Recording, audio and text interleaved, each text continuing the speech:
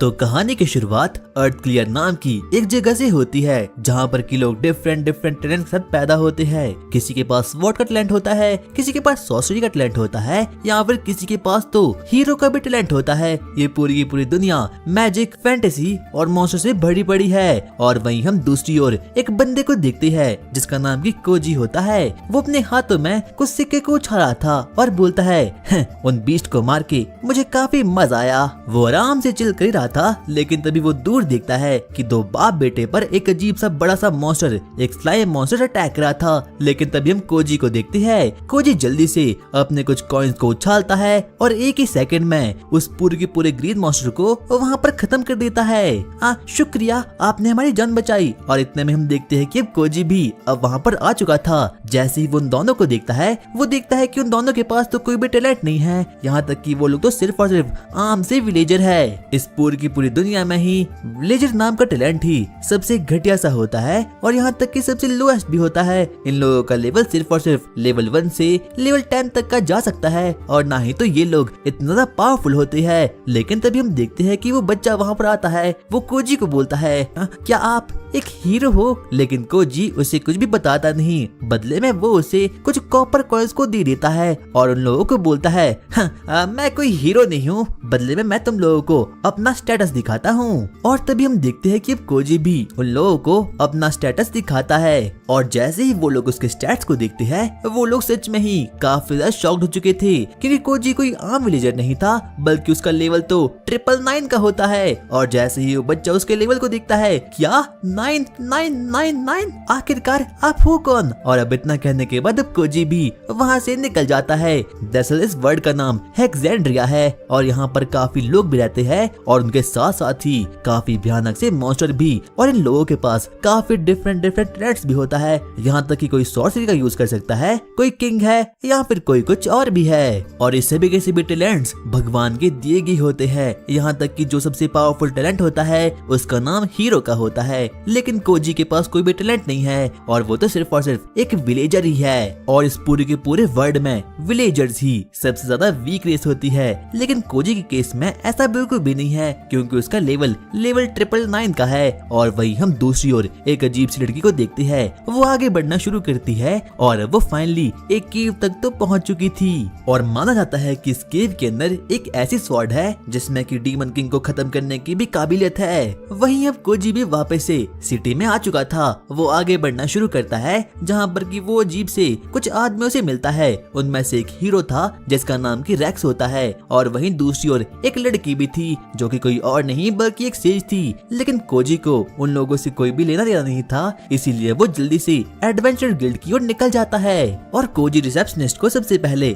अपने स्टोर के कुछ आइटम्स को दे देता है, जिससे कि वो काफी ज्यादा खुश हो चुकी थी। और कोजी का सिर्फ और सिर्फ एक ही मोटिव है कि उसे कैसे भी करके बहुत ज्यादा पावरफुल बनना है और साथ साथ में काफी ज्यादा अमीर भी। इतने में हम देखते हैं कि अब कोजी क्वेस्ट को ढूंढने के लिए वहाँ पर निकल जाता है और उसकी नजर कुछ तो अजीब चीज पर पड़ती है, जिसमें कि ब्लू डेविल्स का जिक्र होता है। क्या ब्लू डेविल्स? इसमें मुझे काफी अच्छे खासे पैसे मिल रहे हैं, तो लगता है मुझे इसी क्वेस्ट को एक्सेप्ट करना होगा। और वहीं हम दूसरी ओर इस पूरे के पूरे वर्ल्ड के हीरो को देखते हैं जिसका नाम की रेक्स होता है। उसका सिर्फ और सिर्फ एक ही मोटिव है कि उसे कैसे भी करके इस पूरे के पूरे वर्ल्ड के डीमन किंग को खत्म करना है। उसका मानना ये था कि अगर वो लोग डीमन किंग को ही खत्म कर लेंगे तो इस पूरे के पूरे वर्ल्ड में आगे कोई भी डीमन बॉर्न नहीं होगा, और ना ही तो लोगों को उन लोगों को खत्म करने के लिए डंजन में जाना होगा। इसीलिए वो बोलता है, क्या तुम लोग इस जर्नी में मेरा साथ देना चाहोगे?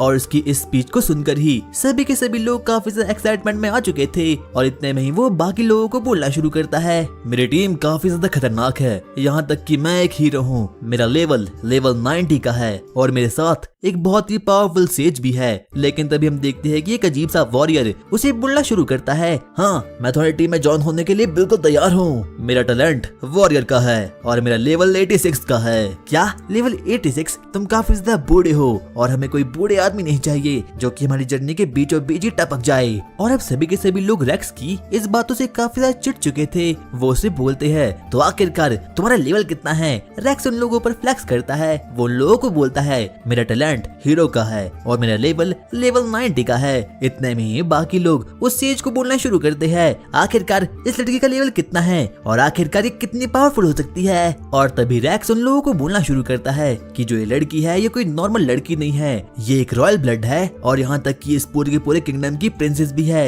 इसका टैलेंट सेज का है और यहाँ तक कि इसका लेवल लेवल 42 का भी है। जिस चीज को देखकर कि बाकी के सभी लोग एकदम शांत हो चुके थे। और उस लड़की का नाम क्रूल होता है। तो मुझे ले लो, मैं एक प्रीस्ट हूँ और मेरा लेवल लेवल 80 का है। नहीं, हम लोग तुम्हें भी ले सकते क्योंकि तुम भी काफी ज्यादा बूढ़े हो। तुम मुझे ले लो, मैं 20 साल का हूँ और मेरा लेवल लेवल 76 का है। और सभी लोगों को लग रहा था कि रैक्स इसे तो अपनी टीम में ले ही लेगा, लेकिन तभी रैक्स उसे बोलता है नहीं, तुम इस चीज के लिए काफी ज्यादा वीक हो।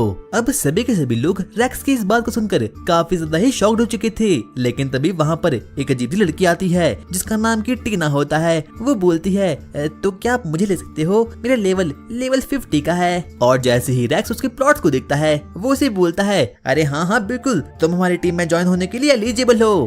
बाद में लोगों को एहसास होता है कि जो वो हीरो है वो कोई महान आदमी नहीं बल्कि सिर्फ और सिर्फ एक ठटकी सा लड़का ही है। और वहीं दूसरी ओर तभी वहाँ पर एक अजीब सी लड़की और आती है और रैक्स उसे भी अपनी टीम में ले लेता है। और वहीं कोजी भी अपने मन में बोलता है इन लोगों ने सिर्फ और सिर्फ मेरा टाइम वेस्ट किया है। और अब इतना कहने के बाद अब कोजी वहाँ से निकल जाता है और आखिरकार अब वो फाइनली एक डंजन तक तो पहुँच चुका था।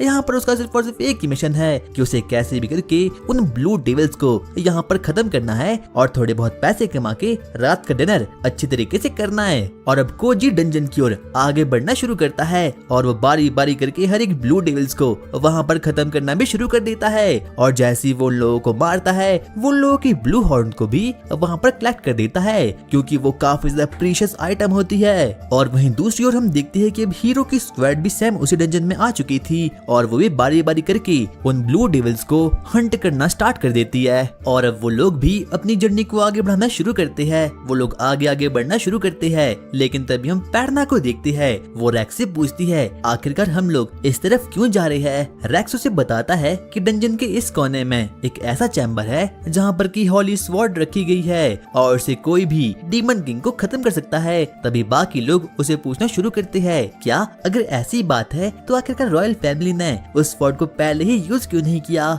रैक्स उसे बताता है कि जो वो हॉली स्वॉर्ड है उसे सिर्फ और सिर्फ लेवल 90 का हीरो ही कैरी कर सकता है और रॉयल फैमिली ने आज तक उसे इसलिए यूज नहीं किया क्योंकि आज तक किसी भी रॉयल फैमिली के वारिस ने डीमन किंग को कभी खत्म ही नहीं किया।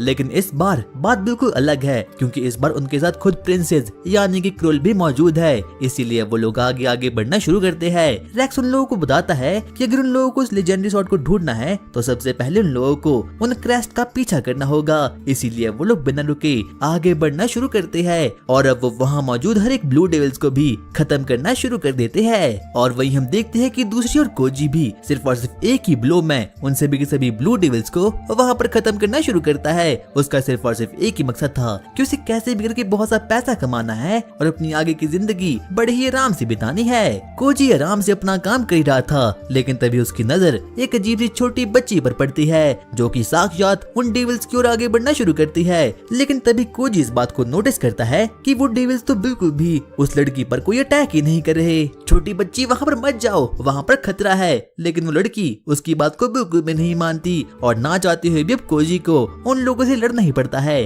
और वहीं दूसरी ओर हम देखते हैं हीरोज पार्टी भी उस डंजन की आगे आगे बढ़ना शुरू करती है और अब कहीं न कहीं उन लोगों का माना भी एकदम डाउन हो चुका था।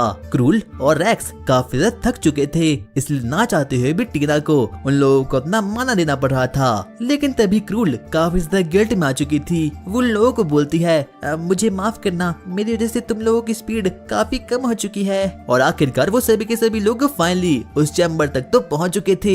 और जैसे ही वो सभी के सभी लोग उस चैम्बर में एंटर होते हैं वो लोग देखते हैं कि वहाँ से वो लेजेंडरी स्वॉर्ड गायब है और लोगों के सामने वही छोटी बच्ची वहाँ पर आ चुकी थी। और तभी रैक्स उन लोगों को बोलता है ये लड़की कोई नॉर्मल लड़की नहीं है बल्कि ये तो खुद एक डीमन है। वो लड़की एक डीमन थी, इसीलिए वो सभी के सभी लोग उसे खत्म करने के लिए एकदम रेडी हो चुके थे। वो चारों ही अपने कंबाइन अटैक से अब उस लड़की पर अटैक कर देते हैं। लेकिन सही समय पर अब वहाँ पर कोजी अब वहाँ पर आ चुका था और जैसे ही धुआं हटता है वो लोग देखते हैं कि उस लड़की को तो वहाँ पर कुछ भी नहीं हुआ। तुम चारों के चारों एक निहत्ती लड़की से लड़ रहे हो, ये तो काफी बुरी बात है। आखिरकार तू है कौन? हाँ, मैं तो बस एक एडवेंचर हूँ और मैं यहाँ पर अपनी छोटी बहन के साथ आया था। क्या ये तेरी छोटी बहन है? लेकिन इसमें से तो हम लोगों को डिमोनिक ऑरा महसूस हो रहा है। वो इसीलिए क्योंकि हम लोगों के पास कुछ ब्लैक डिविल्स की हॉर्न है और अब वो हीरोज पार्टी भी इस झूठ को मान जाती है कि वो छोटी लड़की कोई और नहीं बल्कि कोजी की बहन ही है। और कोजी को खुद भी अंदाजा नहीं होता कि आखिरकार वो ऐसा क्यों कर रहा है। उन लोगों को उस पर बिल्कुल भी विश्वास नहीं होता, इसलिए ना चाहते हुए भी कोजी को लोगों को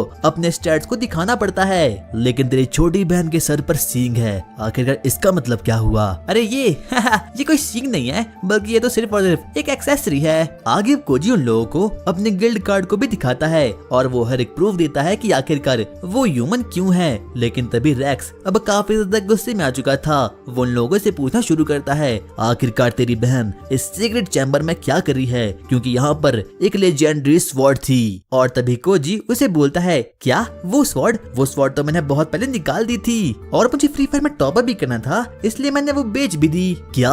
ऐसा बिल्कुल नहीं हो सकता, क्योंकि उस स्वॉर्ड को सिर्फ और सिर्फ लेवल 90 का हीरो ही उठा सकता है। और अब ना चाहते हुए भी अब कोजी को उसे इस बात का प्रूफ देना ही पड़ता है। वो जल्दी से उस चैम्बर के आगे जाता है और वहाँ पर उस पूरे के पूरे एंशिएंट स्टोन को उठा देता है। रैक्स अब इस बात को देखकर काफी ज्यादा ही शॉक्ड हो चुका था। वो उसे बोलता है, तेरा लेवल कितना है? और अब कोजी उन लोगों के सामने अपने लेवल 999 को वहाँ पर फ्लैक्स कर देता है। और जैसे ही वो लोग उसके 999 को देखते हैं, वो सभी के सभी लोग काफी ज्यादा शॉक्ड हो चुके थे। यहाँ तक कि प्रिंसेस उसे बोलती है, प्लीज मुझे शादी कर लो। नहीं, मुझे इसमें कोई भी इंटरेस्ट नहीं है। आगे वो लोग उसे बताना शुरू करते हैं कि आखिरकार उसके पास कितनी ज्यादा पावर हो सकती है, यहाँ तक कि वो अकेले ही डीमन लॉर्ड को खत्म कर सकता है। लेकिन तभी कोजी उन लोगों को बोलना शुरू करता है, देखो मुझे डीमन लॉर्ड को मारने में कोई भी इंटरेस्ट नहीं है और ना ही तो मुझे नेम चाहिए और ना ही तो मुझे फेम चाहिए। मुझे सिर्फ और सिर्फ एक चीज से फर्क पड़ता है और वो है पैसा।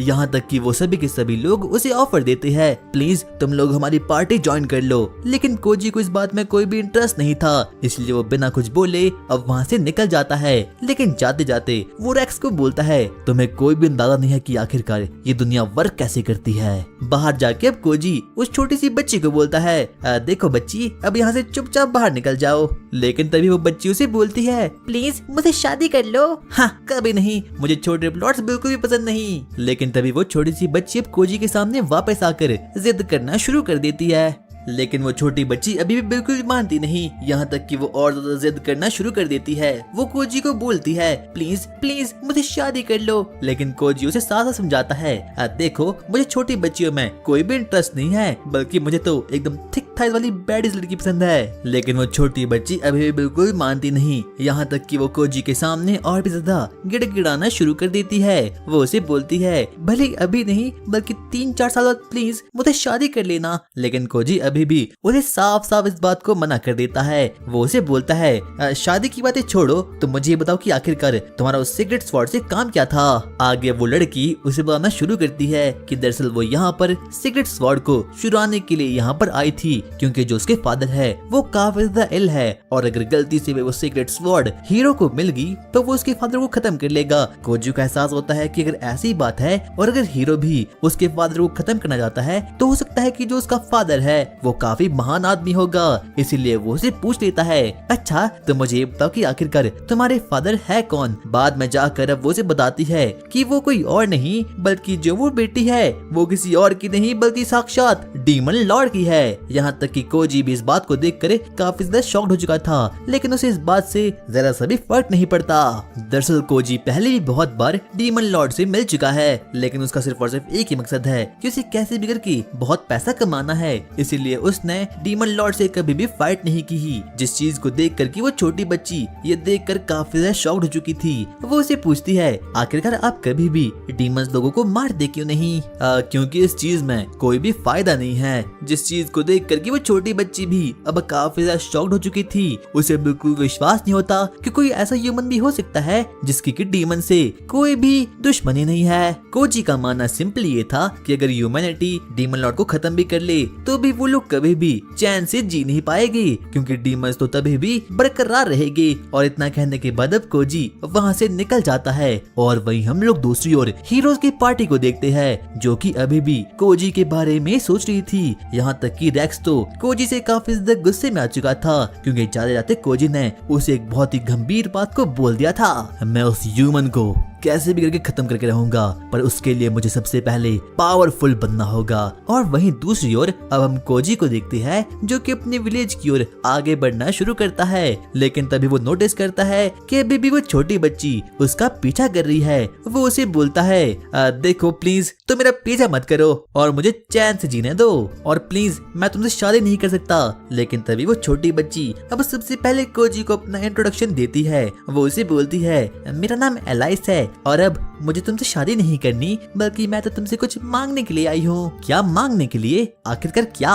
मेरे फादर काफी ज्यादा बीमार है, इसलिए मुझे उन्हें बचाने के लिए स्पिरिट ब्लेसिंग पोशन चाहिए। यहाँ तक कि मेरे पास पूरे के पूरे 500 सिल्वर कॉइन कलेक्ट हो चुके हैं, लेकिन मैं डीमन हूँ, इसलिए मैं उस चीज को खरीद नहीं सकती। कोजी को एहसास होता है कि जो एलाइस है ये काफी ज्यादा ही भोंदू किस्म की लड़की है, क्योंकि जो स्पिरिट ब्लेसिंग पोशन है वो 500 सिल्वर कॉइन नहीं बल्कि पूरे के पूरे 10 गोल्ड कॉइन का आता है। और ये मेडिसिन काफी ज्यादा एक्सपेंसिव भी होती है, क्योंकि जो ये मेडिसिन है ये किसी भी प्रकार की इलनेस को क्योर भी कर सकती है। और अब कोजी उसे बिल्कुल भी सीरियसली लेता है नहीं और अब वहाँ से निकलना शुरू कर देता है। लेकिन तभी हम देखते हैं कि वो बच्ची उसे इमोशनल करना शुरू कर देती है। वो उसे बोलती है, प्लीज मिस्टर मेरी हेल्प कीजिए, मेरा सिर्फ और सिर्फ एक ही मकसद है कि मुझे बड़े होके एक ऐसी वर्ल्ड को बनाना है जहाँ पर कि ह्यूमन और डीमंस साथ मिलकर रह सके। लेकिन कोजी सीधा ही उसे रियलिटी चेक दे देता है। वो उसे बोलता है, देखो ऐसा वर्ड बनाना कभी भी पॉसिबल हो ही नहीं सकता।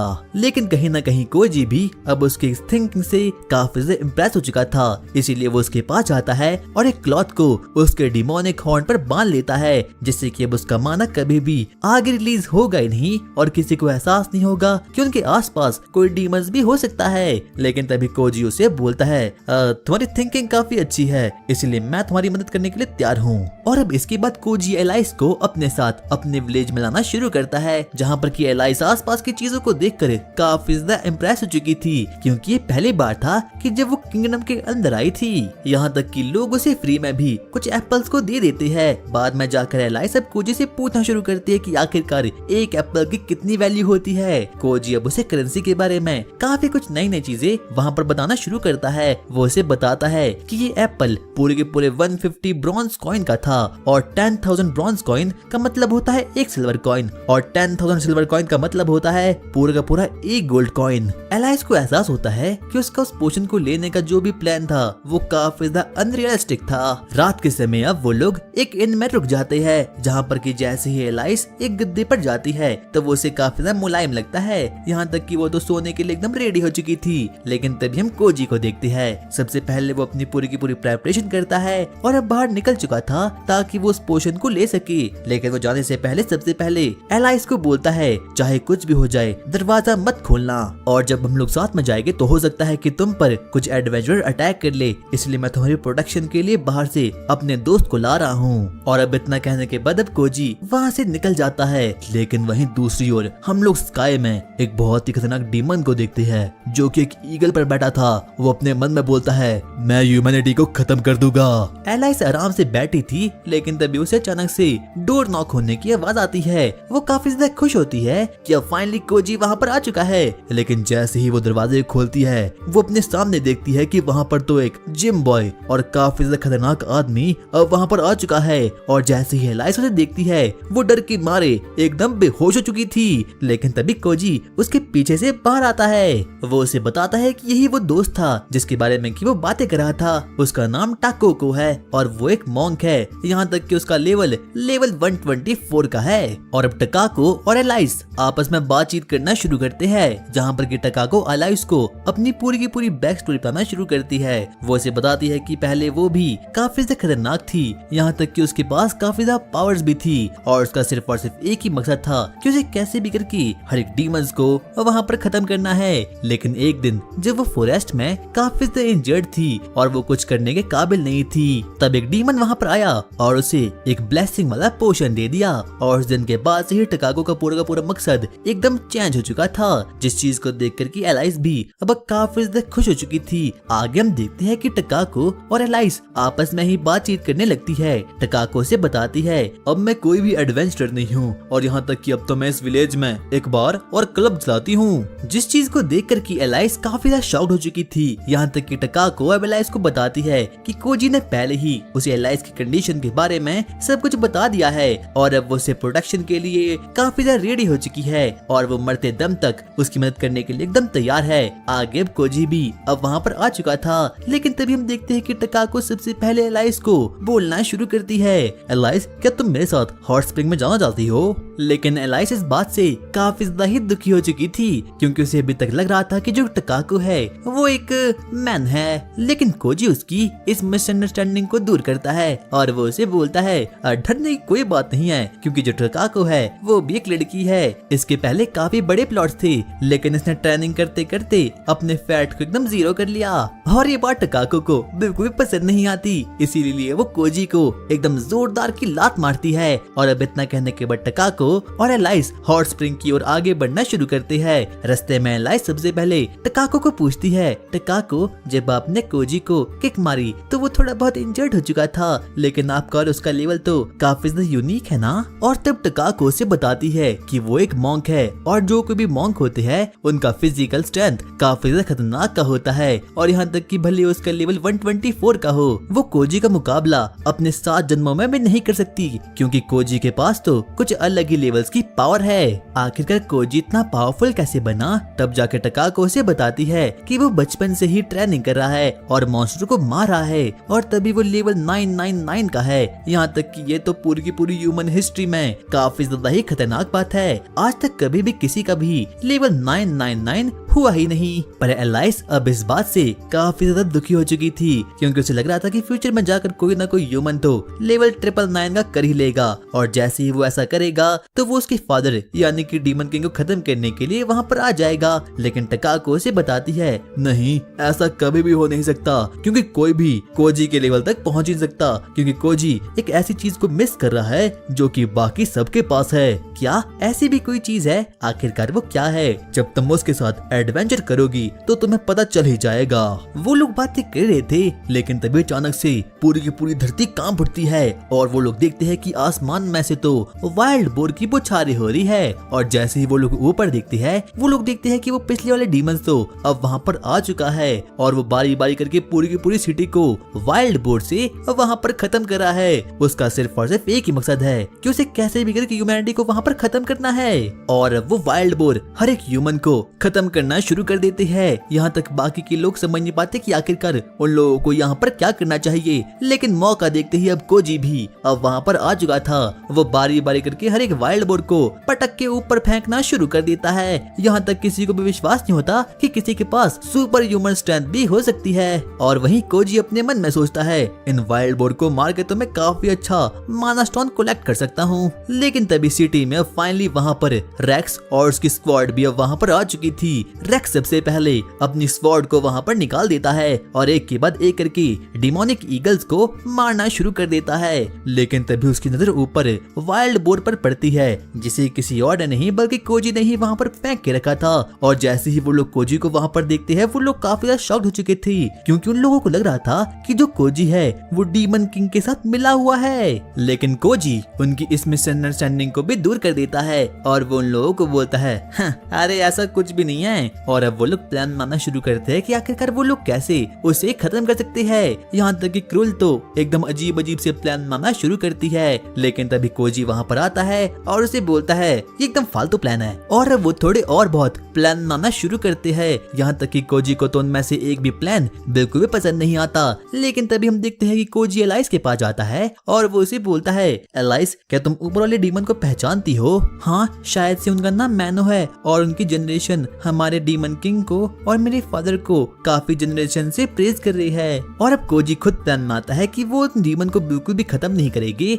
बल्कि उनसे बातचीत करेगी। लेकिन सभी लोगों को ये प्लान एकदम घटिया सा लगता है। लेकिन तभी हम देखते हैं कि अब कोजी तो इस बात को मानने के लिए एकदम रेडी हो चुका था। लेकिन तभी पेरेंट को एक बात का एहसास होता है। उसे एहसास होता है कि जो कोजी था वो विदाउट मैजिक पावर के ही उन वाइल्ड बोर को आसमान आसमान में फेंक रहा था। इसका मतलब ये है कि कोजी के पास कोई भी मैजिक पावर है ही नहीं। इसीलिए एलाइस भी अब ये देखकर काफी ज्यादा शॉक्ड हो चुकी थी। उसे बिल्कुल विश्वास नहीं होता कितने पावरफुल ह्यूमन के पास कोई मैजिक है ही नहीं। इतने में हम टकाको और कोजी को देखते हैं। वो सीधा ही जंप मारते हैं और अब उस डीमन लॉर्ड की ओर आगे बढ़ना शुरू कर देते हैं। कोजी और टकाको एकदम अजीब सी एबिलिटी का यूज करते हैं, जिसकी वजह से कि फाइनली कोजी उस डीमन लॉर्ड के पास ऊपर आ चुका था।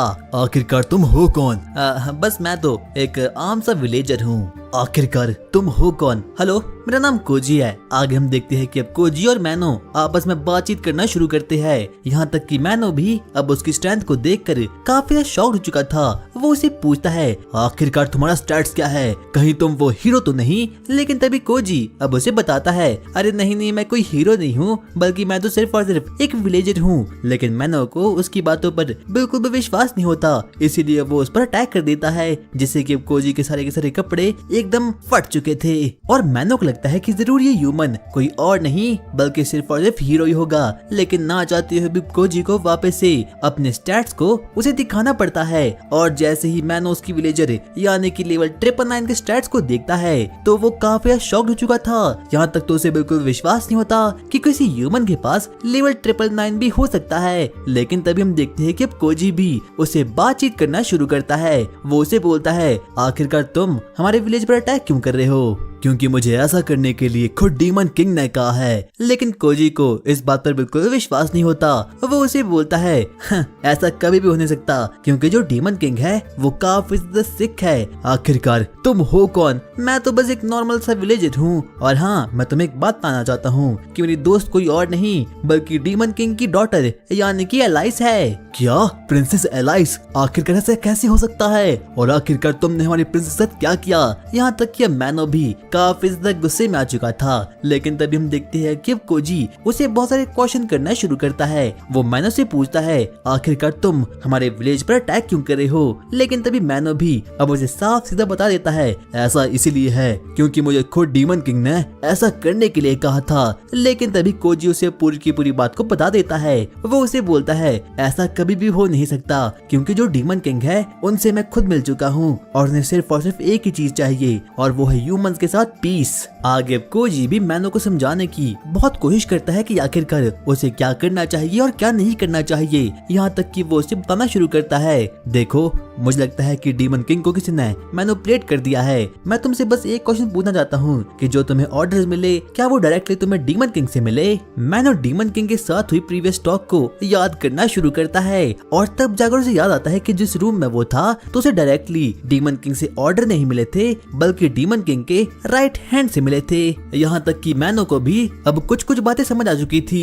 उसे पता चुका था कि जो भी ह्यूमन बोल रहा है हो सकता है कि इसमें थोड़ी बहुत सच्चाई छिपी हो। यहाँ तक कि अब कोजी भी अब थोड़े बहुत गुस्से में तो आ ही चुका था। सबसे पहले वो अपने पावर का यूज करना शुरू करता है और मैनो को भी अब डिफरेंट चीजें बनना शुरू करता है। लेकिन सबसे पहले वो कुछ फ्लॉक्स को वहाँ पर मार देता है ताकि वो थोड़े बहुत पैसे कमा पाए। यहाँ तक कि मैनो तो उसकी पावर को देखकर काफी शॉक्ड हो चुका था। उसे बिल्कुल विश्वास नहीं होता कि किसी ह्यूमन के पास भी इतनी ज्यादा पावर हो सकती है। लेकिन कोजी यहीं पर रुकता, वो तो एक के बाद एक करके उन कौओं को मारना शुरू करता है जिससे कि उसे थोड़े बहुत पैसे मिल चुके थे। वहीं नीचे हीरोज की पार्टी भी इस चीज को देखकर अब काफी शॉक्ड हो चुकी थी। उन लोगों को बिल्कुल विश्वास नहीं होता कि कोई ह्यूमन इतना पावरफुल और इतना स्पीड अप कैसे हो सकता है। और अब तो मैनो भी कोजी की कुछ बातों को वहाँ पर मान चुका था। आगे हम देखते हैं कि अब कोजी उसे बुलाना शुरू करता है, देखो, मुझे पता है कि ऐसा कुछ भी नहीं हो सकता क्योंकि डीमन किंग से तुम्हें डायरेक्टली ये ऑर्डर कभी मिल ही नहीं सकते, क्योंकि डीमन किंग तो खुद पीस लविंग है। बस तुम एक काम करो, ह्यूमंस पर कभी भी अटैक नहीं करो, बदले में मैं तुम्हारी हेल्प करने के लिए बिल्कुल तैयार हूँ। यहाँ तक कि मैनो इससे पहले कुछ समझ पाता, कोजी उसकी चिड़िया को भी वहाँ पर एकदम खत्म कर देता है जिससे कि वो दोनों ही नीचे गिरना शुरू कर जाते हैं। यहाँ तक कि मैनो तो डर के मारे एकदम बावला हो गया था। और जैसे ही मैनो को होश आता है वो अपने सामने सबसे पहले कोजी को देखता है। कोजी उसे बोलता है, तो कल सुबह मैं तुम्हारी प्रिंसेस यानी कि एलाइस को यहाँ पर ले आऊंगा और हम दोनों साथ में ही तुम्हारे साथ डीमन किंग के कैसल में जाएंगे। जाएंगे और वहाँ से डीमन किंग से बात करेंगे, क्योंकि मुझे पता है कि वहाँ पर जरूर कुछ न कुछ खतरा जरूर होगा। क्योंकि अगर डीमन किंग को सच में किसी ने मैनिपुलेट कर दिया है तो वो तुम्हारी जान का भी भूखा बन जाएगा। और अब कहीं न कहीं मैनो भी इस बात को मान चुका था। और वहीं दूसरी ओर हम कोजी को देखते हैं और वो तो अभी भी कुछ पैसों को कलेक्ट कर रहा था। अगली सुबह एलाइस और कोजी दोनों साथ मिलकर ब्रेकफास्ट करना शुरू करते हैं, जहाँ पर कोजी एलाइस को मैनो के बारे में हर एक चीज को बता देता है। और अब वो दोनों साथ मिलकर प्लान बनाते हैं कि वो दोनों साथ मिलकर डीमन किंग के कैसल में जाएंगे और वहाँ पर सभी कुछ चीजों को एकदम खत्म कर लेगी। और जो कोई भी आदमी डीमन किंग को वहाँ पर मैनिपुलेट करा है उसे भी वो लोग मिलकर वहाँ पर खत्म करने वाले हैं। आखिरकार हम लोगों को वहाँ पहुँचने में कितना वक्त लग जाएगा? जहाँ तक मुझे लगता है लगभग हम लोगों को 6 दिन तो लग ही जाएंगे। क्या 6 दिन? लेकिन ये तो काफी ज्यादा है। हाँ, ऐसा इसलिए क्योंकि हम लोग वहाँ पर हॉर्सेस को नहीं ले जा सकते, क्योंकि हॉर्सेस को डीमन से काफी ज्यादा डर लगता है। पर वैसे मेरे पास एक सीक्रेट रास्ता तो है, लेकिन वो थोड़ा बहुत अजीब है। एलाइस अब कोजी की बातों को मानकर उसके पीछे चलना शुरू करती है ताकि वो लोग वहाँ पर सीक्रेट रास्ते से डीमन किंग के कैसल तक पहुँच जाए। जैसे ही वो लोग वहाँ पर पहुँचते हैं उन लोगों की मुलाकात कुछ अजीब से सेंटा मॉन्स्टर से होती है। हमारे बम पे बैठ जाओ, हम लोग तुम्हें बहुत ही जल्दी डीमन के कैसल तक ले जाएंगे। बाद में जाकर अब कोजी एलाइस को बताता है कि लोगों का नाम सेंटा मॉन्स्टर्स है और ये काफी ज्यादा वियर्ड भी होते हैं। वो लोग अपनी जर्नी पर जाने के लिए एकदम रेडी हो चुके थे, लेकिन जैसे ही वो लोग अजीब अजीब सी हरकत करते हैं वो लोग इस प्लान को ड्रॉप कर देते हैं और अब वहाँ से चुपचाप निकल जाते हैं। और तभी टकाको भी अब वहाँ पर पहुँच चुकी थी। वो लोग साथ मिलकर मैनो से मिलने के लिए अब वहाँ पर निकल जाते हैं। और जैसे ही मैनो एलाइस को वहाँ पर देखता है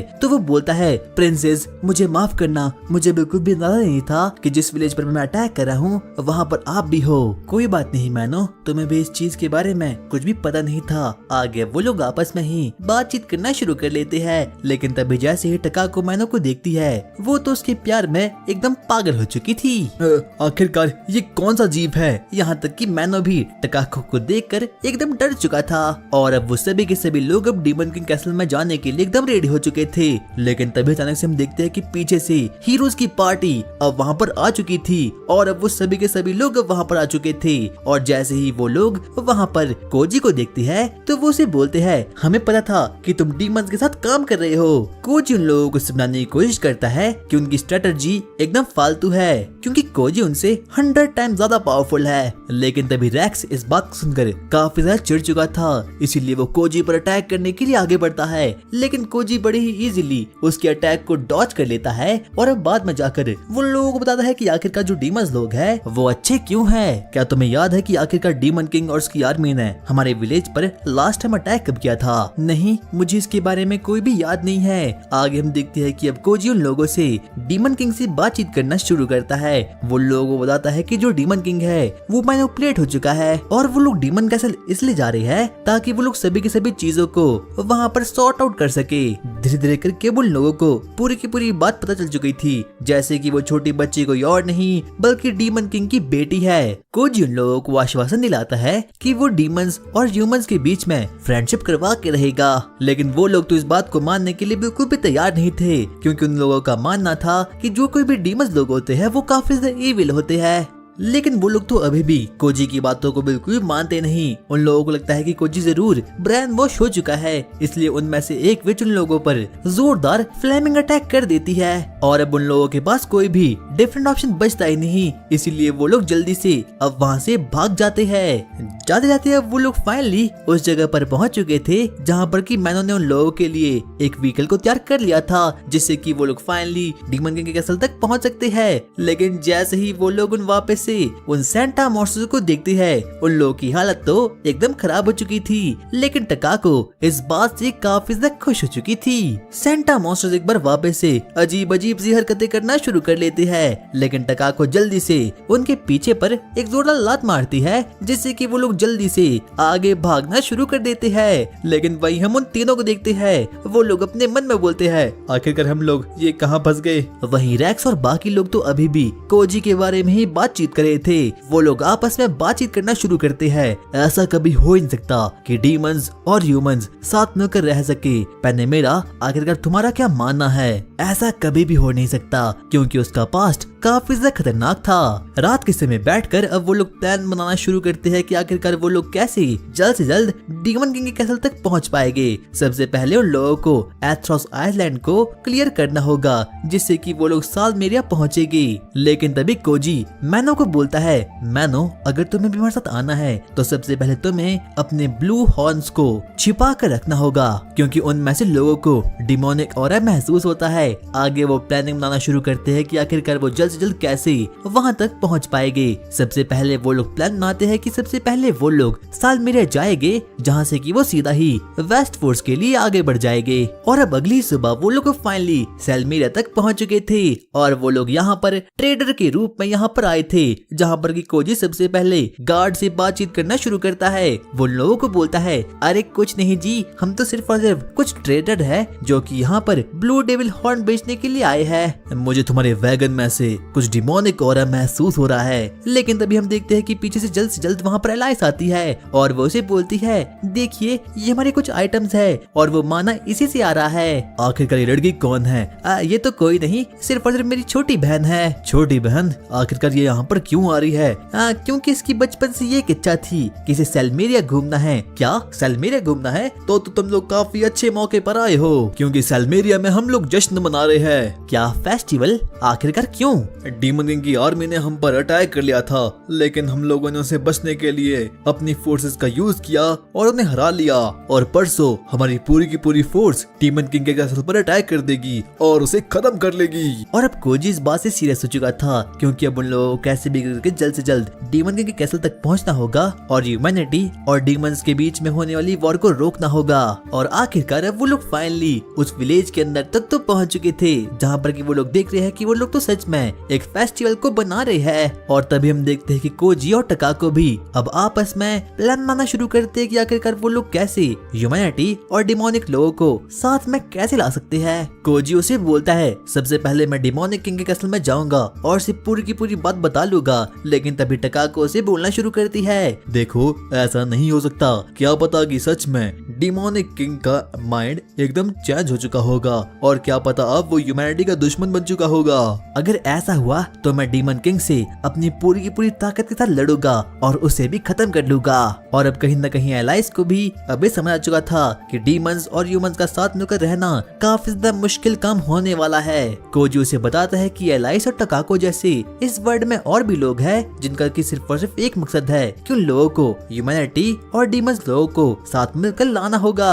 एलाइस भी अब काफी ज्यादा मोटिवेट हो चुकी थी। वो कोजी को बोलती है, चाहे कुछ भी हो जाए मैं हमेशा आपके साथ रहूंगी। और यहाँ तक कि मैनो भी अब इस चीज से काफी ज्यादा मोटिवेट हो चुका था। रात के समय अब सबसे पहले वो लोग आइसक्रीम खाने लगते हैं लेकिन तभी कोजी की नजर वहाँ पर वेस्ट फोर्स वाली गेट पर पड़ती है और वो देखता है कि वो गेट तो अभी भी क्लोज है और जब सालमेरिया की फोर्सेस डीमन किंग के कैसल में इन्वेजन करने के लिए जाएगी तभी वो गेट ओपन होगा और वो लोग आराम से आइसक्रीम खाना शुरू करते हैं। यहाँ तक कि एलाइस को तो वो आइसक्रीम काफी ज्यादा पसंद आती है। वो थोड़ा और आगे बढ़ना शुरू करते हैं ताकि वो डिनर करने के लिए आगे जा सके।